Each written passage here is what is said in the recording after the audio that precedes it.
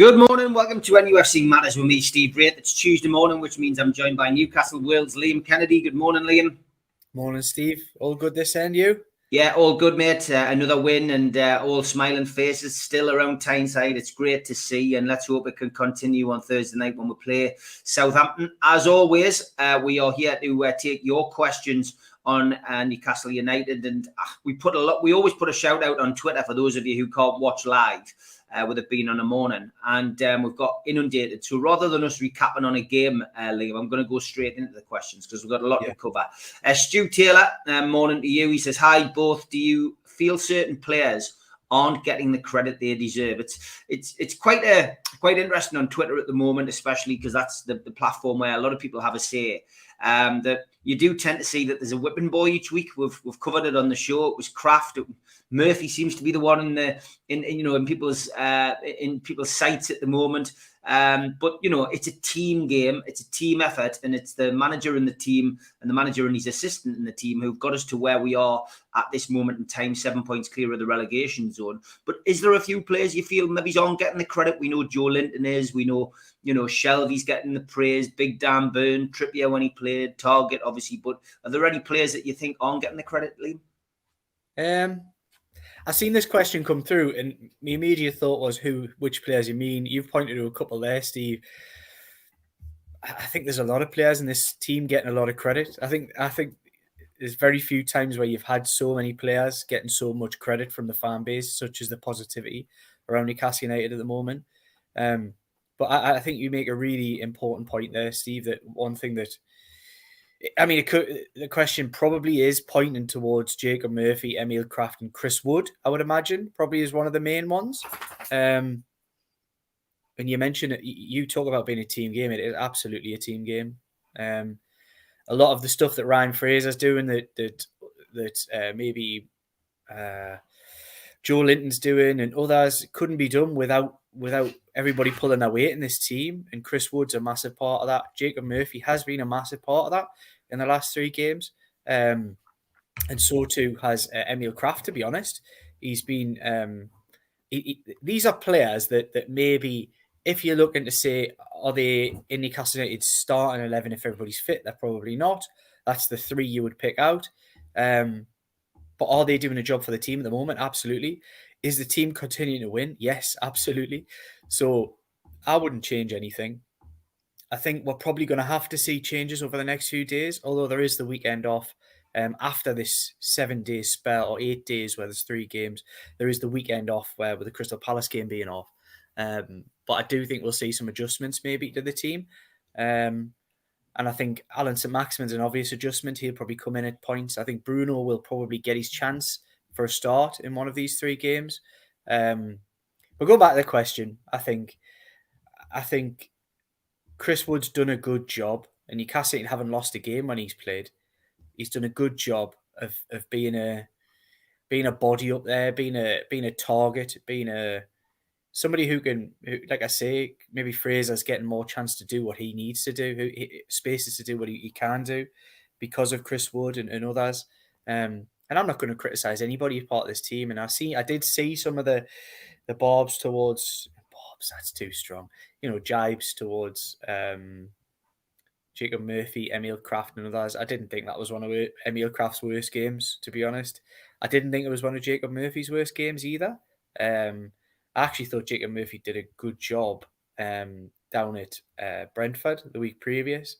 I thought he was very disciplined, covered Emil Kraft on that right-hand side quite brilliantly, to be honest, and made up for a lot of the defensive issues that Kraft has by just being an extra man there, not making it easy for the opposition. That was even when it was 11v11 for that very short period.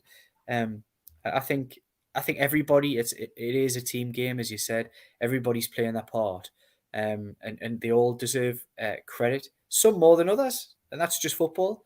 You're always going to get certain players playing better. You're always going to get certain players catching the eye more. The standout players for me, and again, I know we're not going to go over it too much, and I won't dwell too long, but I think one that maybe isn't getting the credit, and I think people are. This isn't saying he isn't getting positivity, but Fabian Schär has been an absolute revelation. He really has been a revelation. We know he's a fantastic footballer, but there was always doubts about can he play in a 2, and we kind of fell back on the idea that he's good in a 3, but can't do it in a 2. He's been an absolute rock defensively in this 4 at the back. He's been tremendous, and that's as well given that he's had in the last few weeks, he's had 3 different right backs play alongside him. And that's a little partnership on the right and the left. We've had a pretty solid one on the left with Burn and Target. But on the right, he's had a number of different partners and has coped with it really well and never looked out of place. We've lost the silly mistakes, which Fabian shares is liable to sort of drop in there from time to time. And we're just seeing a really composed quality footballer playing his best games at Newcastle United. This is the best he's played, in my opinion. And again, obviously, the obvious ones is Dan Burn's been brilliant. Matt Target is a proper left back. Wow, amazing! You put a left back, and he looks great. But the lad's a good player too. Good left foot, good defender, strong, tough, and good going forward. Always an option. Ryan Fraser has been unbelievable. Who'd have thought it? Really, who'd have thought Ryan Fraser could produce the kind of performances that he has in the last month? It's been consistently good as well. I thought he was virtually the best player down at West Ham. I thought he was one of the best players. He was easily the best player at Brentford. And again, he was excellent last week. He's got that ability that not many have these days. He's a forward, but he's like a proper winger, isn't he? That he squares a defender up and he goes at them, and he's right-footed, playing on the left, and you think, oh well, he'll come inside. More often than not, he goes right to the byline and chips balls back with his left foot with absolute quality, as good with his left as he is with his right. And that's really positive to see, because he had a really tough first 18 months at Newcastle United. And again, I've pointed to it before many times on this show. And I remember we talked in depth with Lee Clark about this kind of thing is when players miss pre-seasons, and he made a big mistake probably, and he'd admit that if he asked him himself now. He bailed out of the games at Bournemouth in the last 3 months of his contract. He didn't play in the lockdown fixtures. Then found himself training by himself for the whole of that pre-season. Didn't sign for Newcastle till about a week before the start of the season under Steve Bruce. He's hitting the ground running before he can even walk in terms of fitness, in terms of preparation for that season. Hadn't really played any football since about February that year. And shock, he had 18 months of injuries, of just niggles, constant back 3 weeks out, back 2 weeks out, back a month out. It was just always constant injuries. And that's what happens when players lose that level. You're playing at these are like Rolls Royce in terms of like engines and things like that. They're playing at such a high level that even when you drop slightly off in terms of match fitness, in terms of conditioning, that it can make a huge impact on all the muscles, all of the connectors. It can make a massive impact. And I think that's what we saw with Ryan Fraser. We've seen it with other players. One injury leads to 2, 3, 4, and that's what happened with him. So yeah, there's a lot of players. Joelinton's been incredible. But it's hard to really. Joe Willock's playing his best football at Newcastle United. John Joe Shelby, I thought it was quite interesting. He came out without those comments. I did actually think he was poor. I thought he was really poor against Brighton, but I did think that was possibly more to do with the fact the way they played. I thought I thought they didn't win the game, but I thought they were a really good side to watch. Really enjoyed the way they set up and the way they tried to play. Very very focused on the wide areas, try to attack Newcastle's fullbacks, create overloads. At times, play with very few defenders. It was good. It was nice to see a different tactical approach from somebody who I do respect as a manager, Graham Potter. I think he's excellent. But yeah, it's been a good week. There's been a lot of positivity, Steve. It has. Yeah, and that's great. It's great to see, and that's what that's what we hoped this takeover would bring. It's what we hoped Eddie Howe would bring, and at this moment in time, they're certainly delivering. Lee Carr asks, "Is it true that there's a £15 million option to buy clause in the Mac Target deal? If so, he says that is great business." There's a lot of rumours circulating about this. Is there any news on that? So I've seen the report in the Chronicle myself. I've got no reason to doubt it at all. I've not heard of any deal that's in the pipeline with regards to that, but let's hope it's correct. I've got no reason to doubt it. It's a pretty strong report. It's been followed, I think, by the Northern Echo also. I would like to think it is. And if it is, 15 million, I said on here last week, you almost just pay what Aston Villa want because he's a player who's already part of the furniture in this team. And to lose him and have to replace him with somebody else, then settle somebody else in, you end up probably having to pay more than that anyway to get somebody in. So I think if it's 15, that's probably one of the best 15 millions Newcastle United will ever spend, because you've got a durable, solid, consistent performer in what has been a problematic position for Newcastle United for quite some time. So I think it will probably be up there as one of the best bits of business they'll do this summer if that deal is there ready to go. And it wouldn't surprise us if it was. A lot of the talk of Amanda Staveley recently has been in relation to making sure that Newcastle United basically don't have their eyes pulled out in the summer. And I think they're going to be a bit more. I think the Chris Wood type deal will be a real rarity under these owners. I think that was just a nature that they had to do that deal at that point. Every other deal, I think it'll be more Trippier target type deals where they go and get good value for money. Dan Burn, what a great bit of business that looks to be already. I mean, the most expensive centre half I think Newcastle United have ever bought, but in this market, paying 13 million for a Premier League ready top level performer, what a bit of business. £13 million looks at this stage. Excellent. It was excellent. His blocks on Saturday, the blocks he managed to put in, it prevented probably 2 or 3 near certain goals. And he's been doing that week in, week out. Good on the ball, composed, wins everything in the air, aggressive. I just think a leader. That's the biggest thing that I've noticed about watching Newcastle United, and from hearing bits in the dressing room as well, is how big a leader Dan Burn is. Constantly, if you get a chance, anybody who hasn't noticed it watching this, just watch Dan Burn, watch how vocal he is during games, constantly barking out orders, screaming out to his players, organising, hassling, getting at opposition players. He's just a very vocal player, and you can't have enough of that sometimes in teams. And I think Newcastle maybe's needed a bit of that, and they've brought that in abundance. And in the likes of Trippier, unfortunately, not playing, and Dan Burn. Yeah, it's great to see some great players brought in that transfer window, and looking forward to the summer already. Andy Cooper says, "Hi Steve, Liam, with the calmness and control showed by Bruno in the appearances so far, do you think once he gets his chance to start, it'll be very difficult to put him back on the bench? And do you see him being a kingpin of next season?" Yes to the second question. I wasn't so sure about the little sort of dancing, dropping the shoulder inside his own box with a couple of seconds to go. Eddie Howe was laughing about that after the game, but I'm not sure I was laughing about it at the time. But look, he's a good footballer, good footballer. You can see that. Probably in many ways had his least impactful performance in that game against Brighton. But I think he'll get his opportunity, and I think it'll be hard to displace a player of that quality from the team. I think he'll get his chance. If not Thursday, it might be Sunday. I think he'll play, and I think once he's in, I think it'll be tough to dislodge. Okay, Paul Tweedy says, "Do you think he'll start against Southampton on Thursday?" I don't know. Like I've said, I would suspect. The only thing I'll say on it is I think he'll get a chance. I think he'll get a chance to start in one of these 3 games without doubt, because they come so quickly. And Newcastle United's midfield at times started to look a little bit tired, I thought, at the weekend. They've played a lot of games together in a lot of high-intensity physical games. The one who just shocks me every single match is Joelinton. What an engine that guy's got on him. Strength, power, speed, endurance. He's just the ultimate athlete in that midfield. Takes knocks, just never really falters.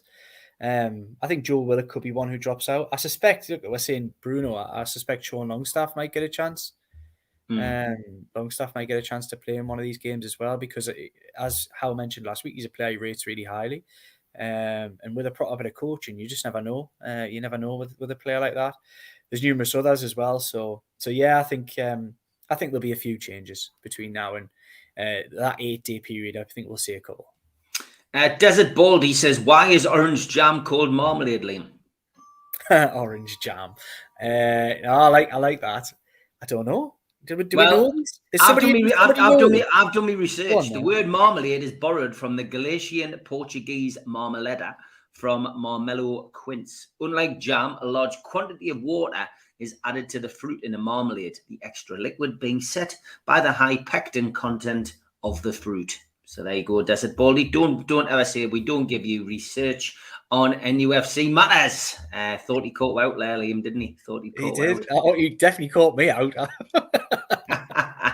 Gaza says, now that the Brighton game is out of the way, do we expect Dan Ashworth to get the green light sooner rather than later? Question we've been asked many times on the show. Any updates on Dan Ashworth arriving? No updates at all. It'll happen in good time is the way I'm looking at it. But no, nothing yet. I think in an ideal world, I think they want somebody in ASAP. They want somebody in to prepare for the summer.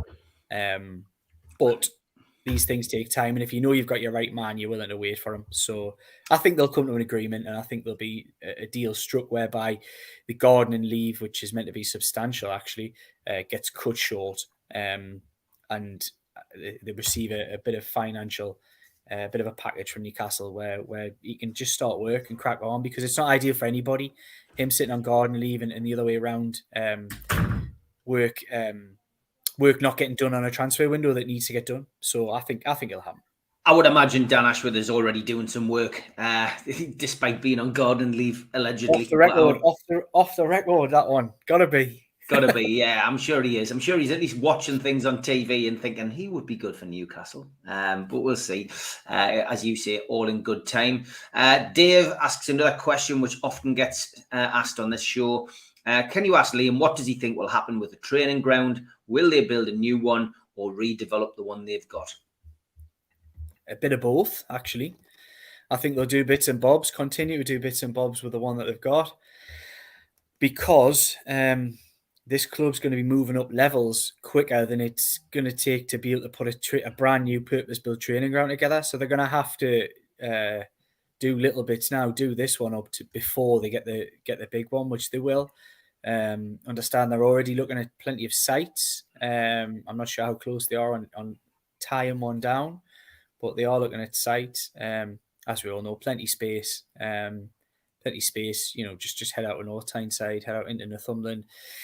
There's plenty of space to put a really good purpose-built training ground.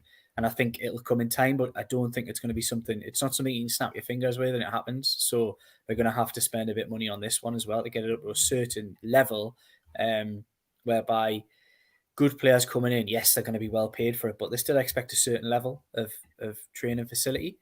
And Newcastle, look, it isn't the disaster that everybody makes out. It's not good. It's not a good Premier League training ground, but it isn't a National League training ground or anything like that. It does have a certain level, and even under Ashley, there was small investment in certain things were done, including new 3G pitch, etc. The one that was talked about after the takeover was put in place before the takeover actually happened. It was done by Ashley. There's been new sort of rejigs of the gym and that kind of thing, and certain bits of machinery, etc., brought in. So there has been some development. I expect that to continue. But as for the training ground, again, this is me just guessing, but you just got to use your common sense. You're probably going to be talking at least 3 to 5 years down the line before you get something like that, all set and sorted and ready to move in. So look, these things take time, but at the moment they'll just do bits and bobs. I think they'll do a little bit more than the lick of paint that Rafa used to talk about. I think it'll be a little bit more substantive than that. Which he ended up doing himself, I believe, at some point. Peter Gallagher says, do you think Dan Burn should get into the next England squad? It's got to be close, hasn't he? Look, I'm not somebody to sit here and say I've assessed every single the form of every single England defender. What I would say about Gareth Southgate is he has his squad and he has his players that he trusts and likes. So I do see these people point towards Tyrone Mings and others. I think it would take a catastrophe for players like that to drop out of squads and be replaced by somebody like Dan Burn. But who knows? And it's about consistency. I think Dan Burn has been consistently good for Brighton this season and has taken that on at Newcastle United and been even better since he come to his hometown club. So I think I think things I think he's got a chance. I think one player that has been looked at by Gareth Southgate for quite some time is Matt Targett, by the way. And I would guess that Target's possibly got more of a chance than Burn, but look, you never know, because I know that Target's been on Southgate's radar for about the last 3 to 4 years and just hasn't quite got a call up. So it's a possibility that we do potentially see somebody, a black and white player in an England squad, which would be a novelty to say the least, wouldn't it? Yeah, it would be. I mean, we could have Trippier, Target, and Dan Burn all in the England squad. We could have the England back four for continuing this vein. Maybe sign Connor Cody as well, as I keep rabbiting on about on this platform every now and then. Okay, that is the end of the Twitter questions. Thanks to everybody who sent them in. We got through them rather quickly, which is a surprise for me and Liam, it has to be said. And of course, we jump into the chat now. Thanks to all the chatters and all the moderators. I mean, look, the £15 million option, Tom, we've already spoke about that. We think it would be a great, a great acquisition. John, good morning, everyone. He says, did we dodge a couple of bullets in Emery and Ranić? I think you could add Lampard to that, John. And can Eddie become a Fergie? I think it's possible. I would love it, as someone once said. I mean, look, it's great at the moment. Newcastle's winning games, 7 points clear of the relegation position. It's easy to make these kind of statements, but I think they did get the right person. And I've mentioned on the show before, Eddie Howe went to the new owners on the day of the takeover and said, "I want the job," and presented his case and had an interview and clearly impressed them. And look at where we're at. We're in this wonderful position, which we never imagined would be possible. So I think, yes, I think we did dodge a couple of bullets. However, I think with Ranić, he's gone to a club which is, he's not in control of the transfers. Man United buy a Ronaldo and say, deal with it.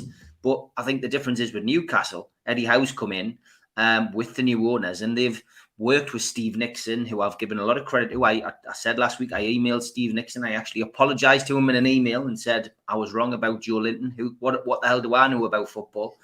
But I think that it's just a different setup, and I think he's benefiting from the fact that he's got a chance to look at the backgrounds of players, look at how they play on the pitch. And as for Emery, I just don't think he would have worked at Newcastle.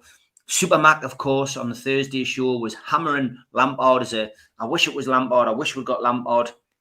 He's walked into a mess at Everton, caused not by Rafa Benitez, but caused by the owners, who should never have employed Rafa in the first place.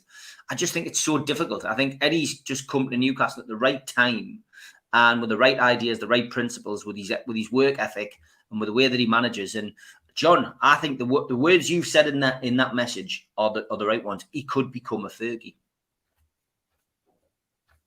Bit soon. I think it was Mirdad who coined that one, talking about Fergie, and the idea that I think it was more the idea, the link there was more the idea that you could get a manager grow with the football club and it'd be like an organic process. And I really like the idea of that. With that, you have to have a manager whose ability can grow to the levels the football club wants to.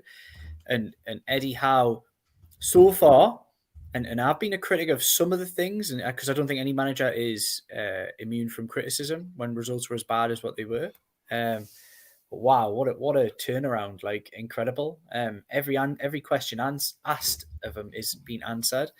Eddie Howe couldn't organise a team because of the way he played at Bournemouth. Couldn't organise a team defensively. Was the wrong man for Newcastle United. Words of some critics.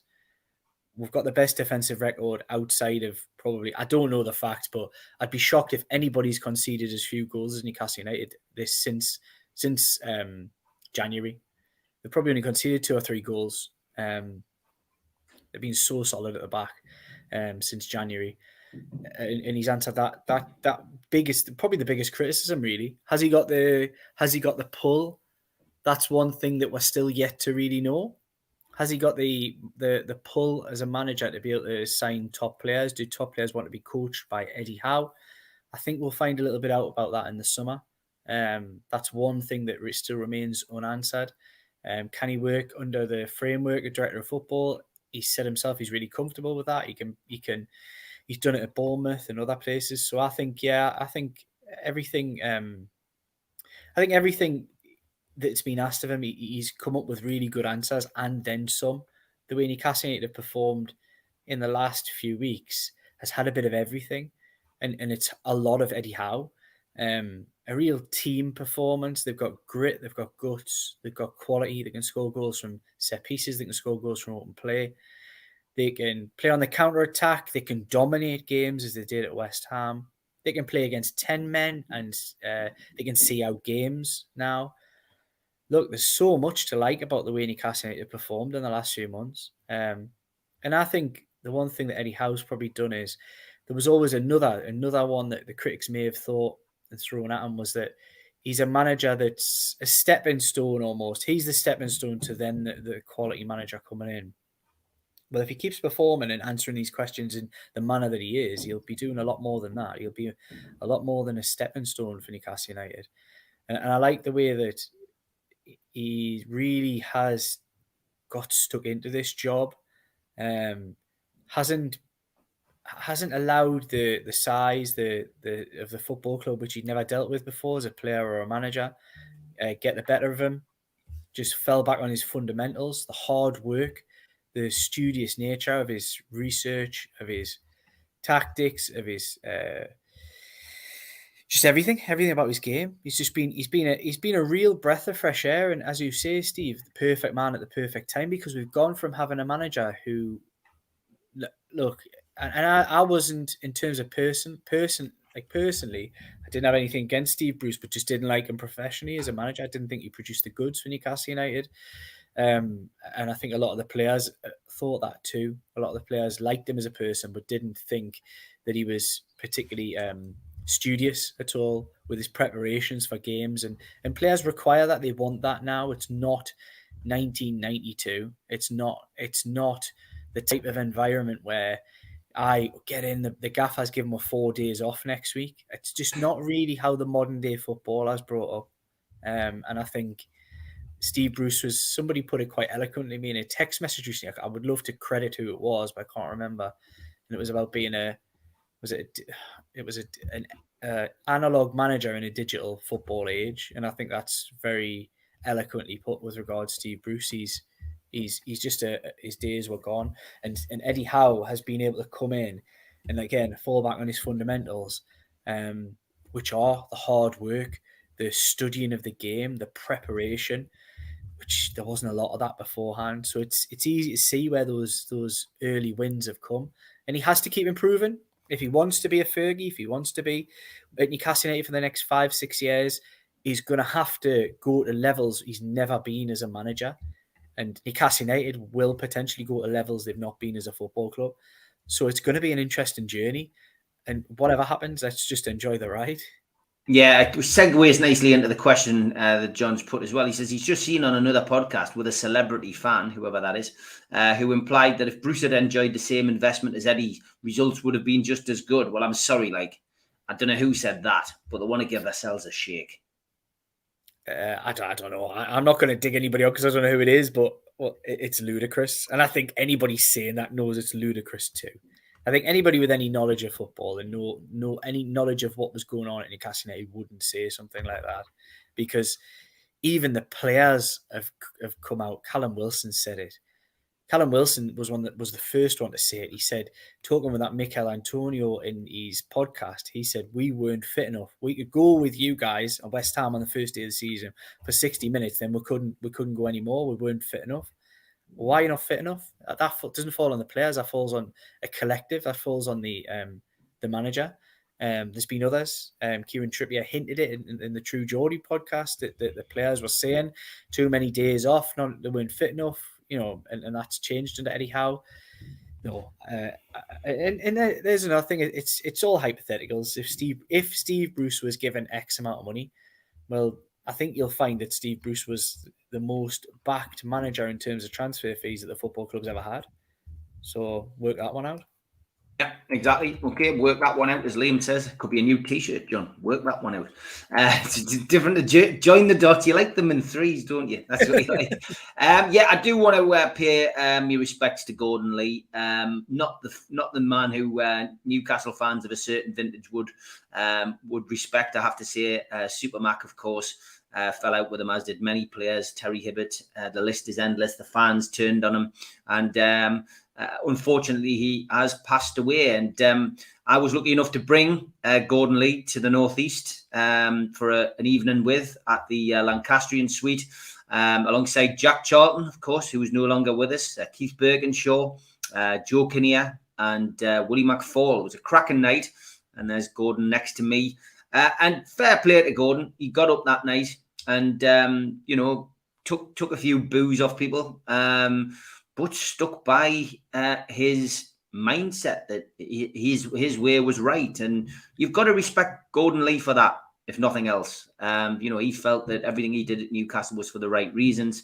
And, rest in peace, Gordon. He was a lovely fella, as was his good lady. And, he was a Newcastle United manager. He deserves the same respect as everybody else. So rest in peace.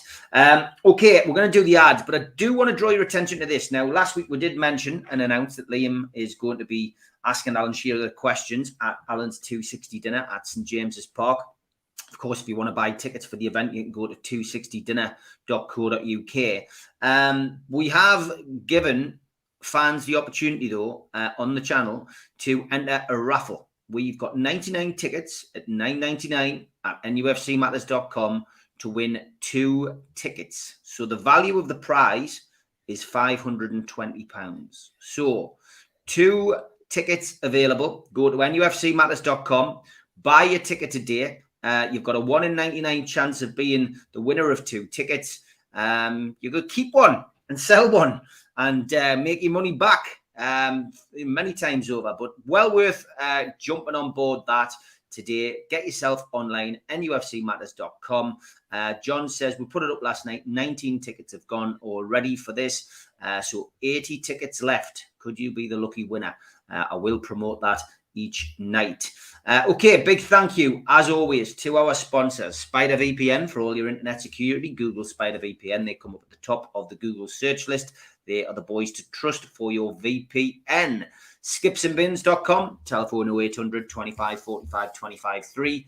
Email inquiries at skipsandbins.com. Website www.skipsandbins.com. Easy, contract free, and pay-as-you-go waste collection.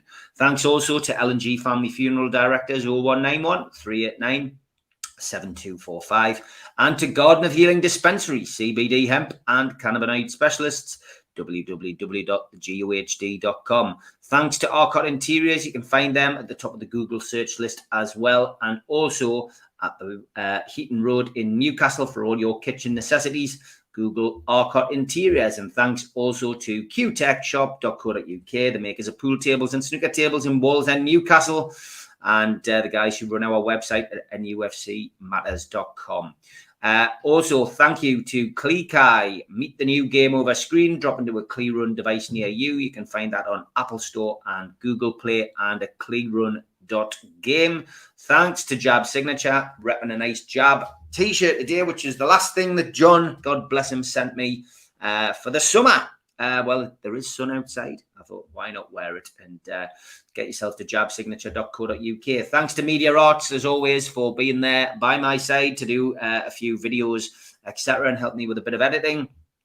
And thanks to all of those people in the chat who join us on a regular basis. If you want to chat to those people, then you can drop into the comments box and speak to like-minded fans or to pose a question on the screen. You can hit the thumb up to like the video today, which is very important for us, and click share to share to your other social media. If you want to subscribe, though, hit the Newcastle Legends logo in the bottom right-hand corner, and that's it. You can subscribe for free. We do 7 shows a week, sometimes a little bit extra too. We're also available as a podcast on iTunes and on Spotify and on other podcast providers.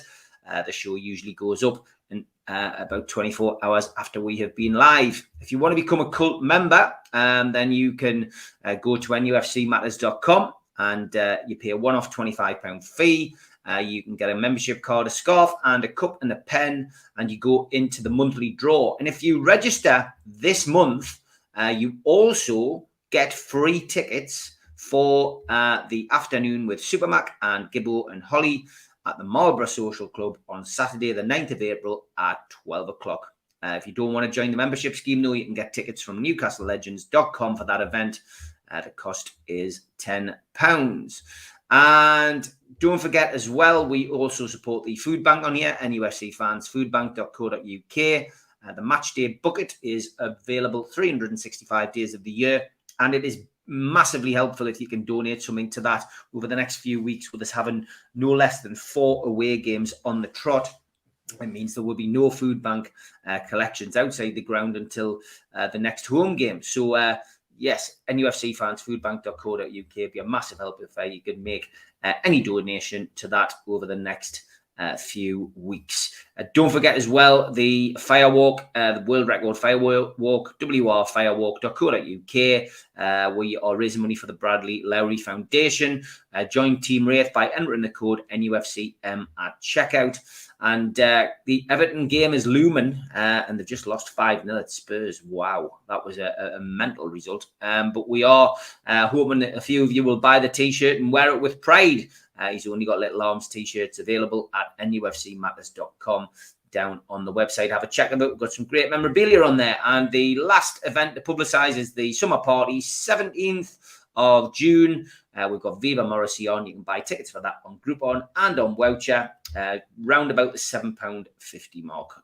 So get yourself onto there and get your tickets now. Okay, back to the chat. And Roger Cook says, am I right in thinking that Hazard has already been mooted as not really acceptable anymore, especially given his salary? It's another rumour. I would take a lot of these rumours with a pinch of salt, to be honest. I do think they'll want a marquee signing at some point, but I think the way things are going with the hand that Eddie Howe's had in the type of players and the attitude, and listening to Amanda last week talk about heart and integrity ahead of certain players with egos. I'm just not sure that's the type of player they're going to target in the short term, but we'll have to wait and see. It's one that was rumoured in January, but there's a lot of agent talk going on. And one thing that I would say stands negatively against Eden Hazard would be his wages, his astronomical wages at Real Madrid. So even when we've seen players like Kieran Trippier come in, they've not smashed through and they've not been given astronomical wages. It's not about the money for them. He's come in and around the 100 grand a week mark, which isn't a huge upgrade on what was already here when Joelintons and Shelby's and Almirons and other were on upwards of 70 grand. Callum Wilson potentially as well. So I think I would just treat everything like that with a pinch of salt for the time being. There will come a day when things like that might change, but for the time being, not now. Yeah, take everything with a pinch of salt. Great advice from Liam, and he often gives good advice. So do listen to him. Do listen to him because he knows what he's talking about. That's why we've been on the show for 2 years, and you just don't get carried away. It's easy to get carried away when things are going as well as they are. It has to be said, but that's sound advice. Lee says, Liam, how many points do you think we need to stay up? It's looking really good after our little run. So we're at 28 now with 12 games to go. Is it a 7-point gap? It isn't it? 7 points. Yeah, 7 points. Yeah. I think you're probably looking at. I think 34 definitely keeps you up. That'll be my guess. 34 definitely keeps you up. Looking at the run-in, right? I've looked at it quite intensely over the last week. I think 2 wins will keep us up. That's my prediction. The points we've got now would have kept us up, but I think 2 wins. And I think we can get 4 points out the next 3 games. I think there's a win in amongst these games, and I think there's a draw. And I think we'll get beaten off Chelsea. Anything at Chelsea is a bonus. But yeah, I think we can get 4 points. And, Roger's saying, are you nervous about keeping the unbeaten run going? I think we go to Southampton with our tails up, and they've got their tails down. And, of course, let's not forget on Thursday, what will be overshadowing it is Ralph's comments about Newcastle not being able to field players at the sign. That in itself will have the dressing room up ahead, I'm sure.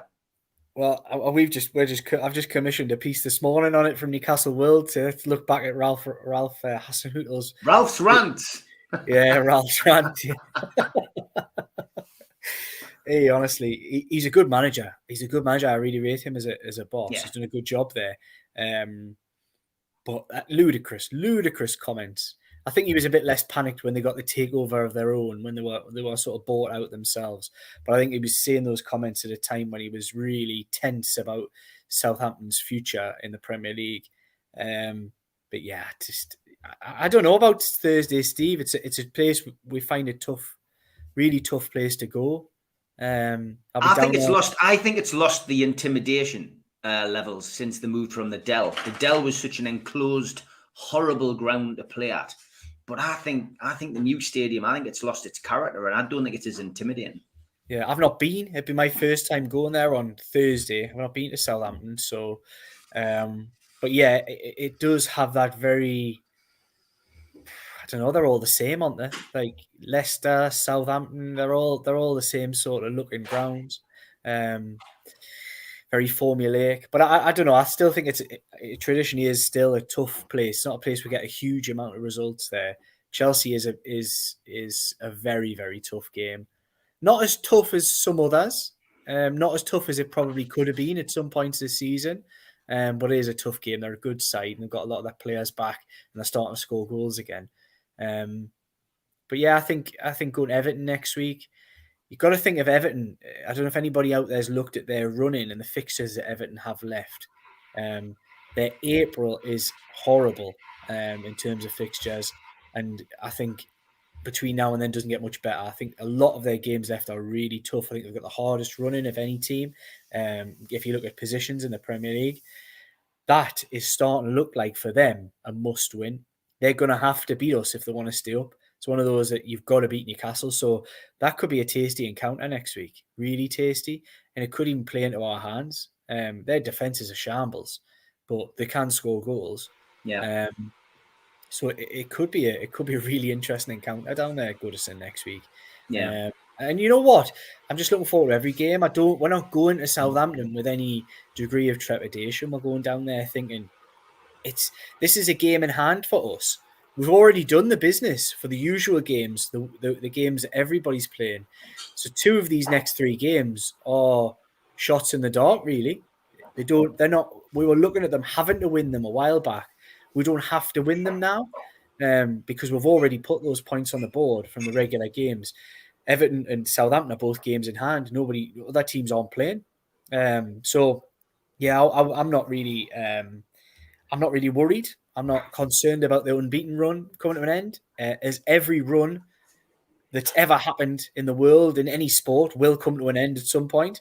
And I suspect it'll probably come to an end in the next week. But look, that's football. I agree with you, Steve. I don't see any reason why we couldn't win at Southampton or win at Everton. But I think a 4-point return from those 3 games would be an incredible one. If we can just win one of them, and even if you lose a couple, then I'm not really worried. It just keeps Newcastle ticking over and just getting ever closer to that mark, which we're getting edging closer to much quicker than we ever anticipated we would, probably in the last month or 2. And it might actually make for a little bit of a stale end of the season because we've hit a point where unless we continue this ridiculous run, we're not really going to break through that best of the rest mark, which is where we finished top of the best of the rest last year. We're probably not going to break 12, 11, 10. We probably can't do that. And the points gap is so, 5, 6 points. It's too hard to make up against decent teams who do pick up results. So I think as long as they keep ticking over, give us some good performances between now and the end of the season, I think we can have a positive run. And I think if we finish 14th, it's a lot better than the 18th. I think many people were predicting the 18th or 19th. Many people were predicting, probably only a matter of a month ago. Mm. Yeah, it's definitely looking up. People talking about dusting passports off. We're only 14 points off Europe. Rosalind Chipperfield says, as a Villa fan, I would be disappointed to see Target leave. He's much better than Digna. Yeah, I mean, Rosalind, it's a real strange move, that, really. I mean, Gerrard is, clearly making an impact already down there, and, the owners have backed him. Coutinho going there was a massive blessing. I watched his performance the other day, and it was sublime at times. You know what I mean? I wish we'd had Coutinho. I wish we'd brought him in. I think he would have been fantastic in this team. But, c'est la vie. His friendship with Gerrard was always going to come out on top in that kind of battle. And, look, I've never really had a problem with Villa, despite the old sub on the time banners, etc. I just think it'll be interesting to see those two, Newcastle and Villa, go head-to-head in competing for Europe next season if Newcastle can stay up and beat the drop, which I think they will. Shane Mawson says, Steve Wraith with good marmalade info again. Andrew says, I'm a marmalade geek. No, I just Googled it, mate. I just Googled it. Do you like marmalade? Yeah, I like marmalade. I like lime marmalade, actually. I like lime marmalade. Oh. Yeah, I really like that. It's tangy. I do like that. I used to work in Dundee, which is the term Dundee is known for is jute, jam, and journalism, but it's a lot of marmalade up there. Loads of marmalade. Dundee, yeah, famous for its marmalade. So I've got to be honest, not really a fan. Not really a fan. I don't like jam either. I prefer honey. I prefer honey. Yeah, I do prefer honey. The kids love Nutella, of course. Which kid doesn't like Nutella? But yeah, peanut butter. I'm not peanut a fan butter. of I like. You're not. I'm not a fan of that. Not a fan of that. No, the kids like peanut butter. But I like it. Like. Yeah. What's the dog like? I'm sure I heard the dog shaking its ears before. Yeah, dog likes peanut butter. Absolutely loves peanut butter. Shane says, is the chief executive signing far off, Liam? Any news on that? It sounds to be not too far off, yeah. And I've heard a couple of little names mentioned, which I'll keep to myself for the time being. Of course. But if one of them checks out, which one of them could, it will be another. It would add to a season narrative. That will be my only hint. I'm not going to give any more hints than that. So, there are some interesting names linked. I just hope that this book that you're doing on the takeover has a lovely happy ending. Do you know what I mean? And it can be then added to in future years. Because I know like a lot of people knew that you were writing the book. It's hopefully going to be out in time for the new season. So it should have a happy ending, which would be good. Mad Mark says, question for Liam: have you heard of any Brazilian national team scouts coming up to St James's Park to watch Joelinton? He's playing miles better than Fred this season, and surely due a cap. Look, I agree. I think you look at the performances that he's consistently put in now for about three months. It's hard to argue. There's not many better Brazilians in England, is there? And I'd be amazed if the Brazil coach didn't take a look at him. He'd be mad not to. I would argue he's not.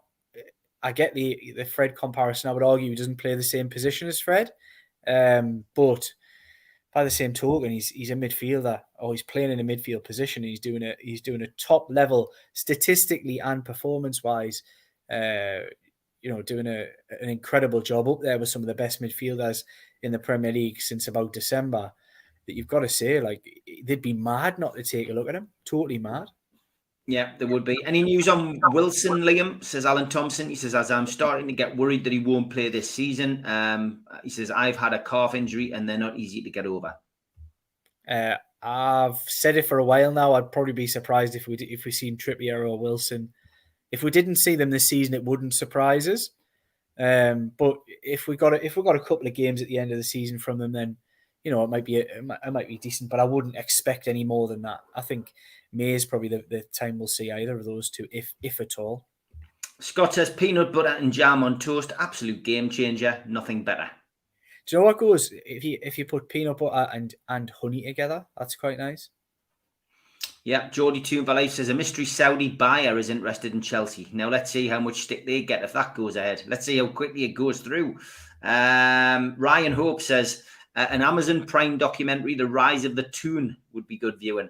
I'm sure they've had plenty of offers for those kind of things. It will be interesting.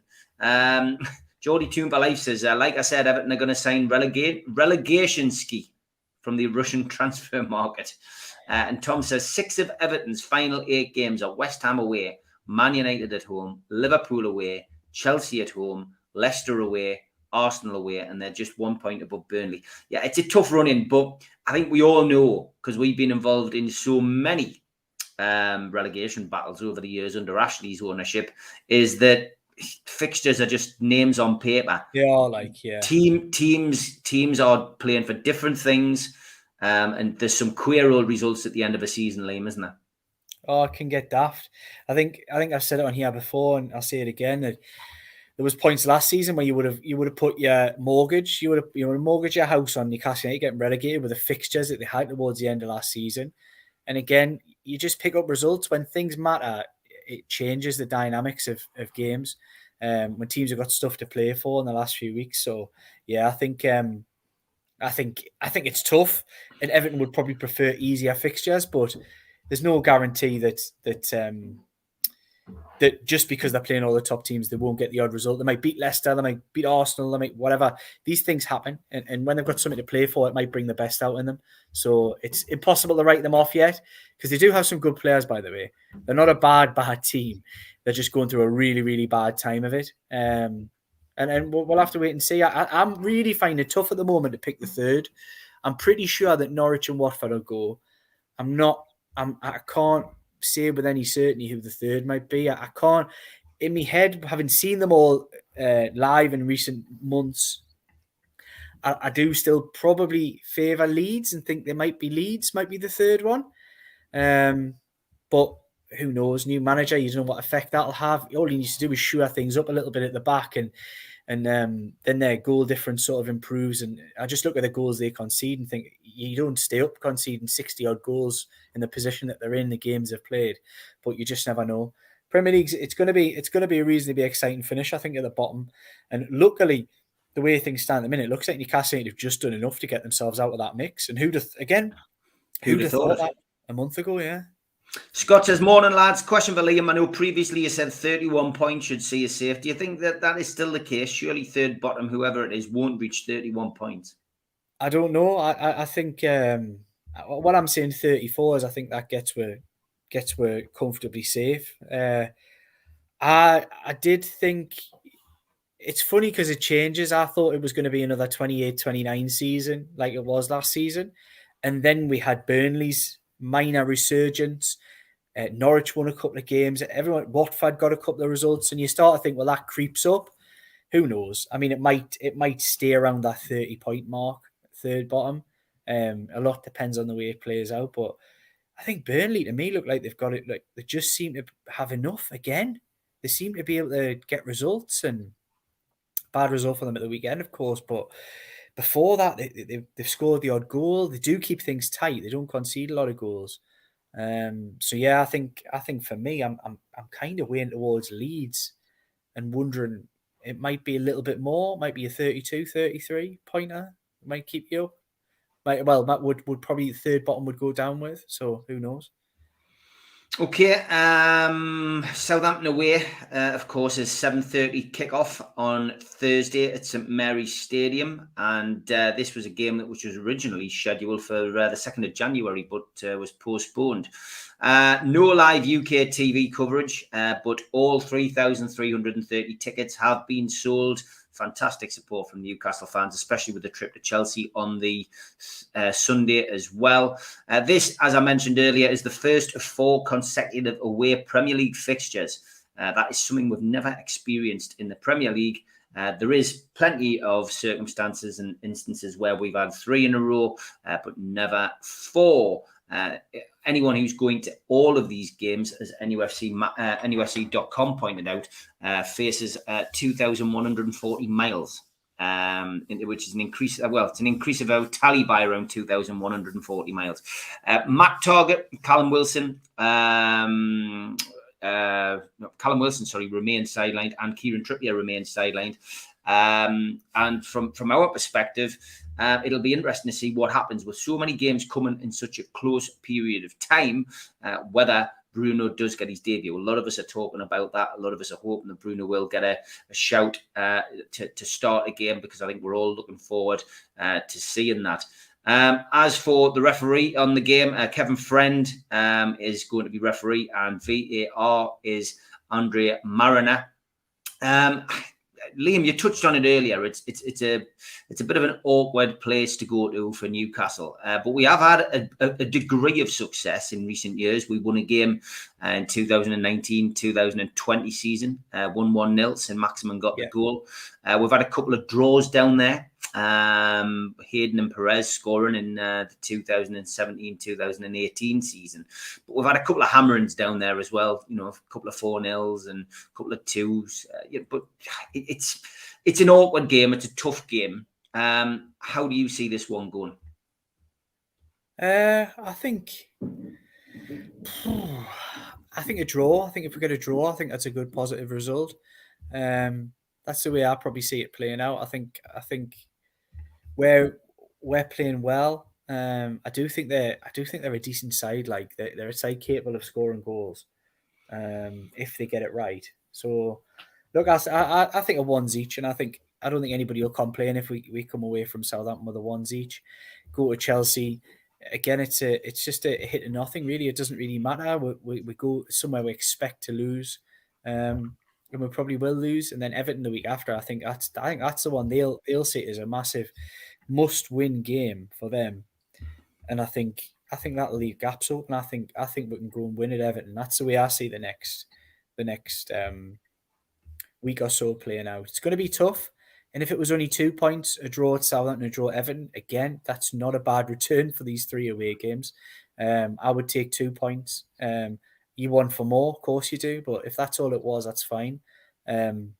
Because ultimately that will then put you on 30 points. And when you hit the 30-point mark, you can see the finish line from 30 points onwards.